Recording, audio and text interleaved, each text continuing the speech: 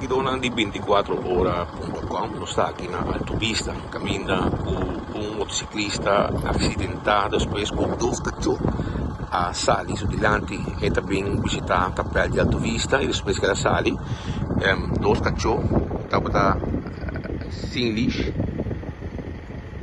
a sali ribace e cruza su dilanti com consequência com ela cai.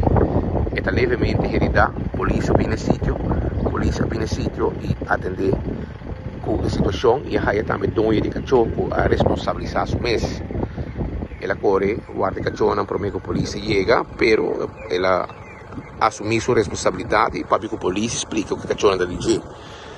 O motociclista ia raspar na rodilha, também ela ia raspar su dame, etc. E nota grave, leva pia. Irregolarmente também visitar a área aqui, mira marca na riba flor, ora que ela cai, sai fica pele e a cachorra sai su di lante.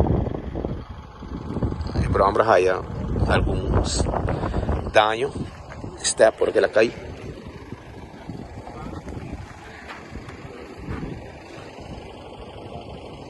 La dobla, per la cosco po' derecha.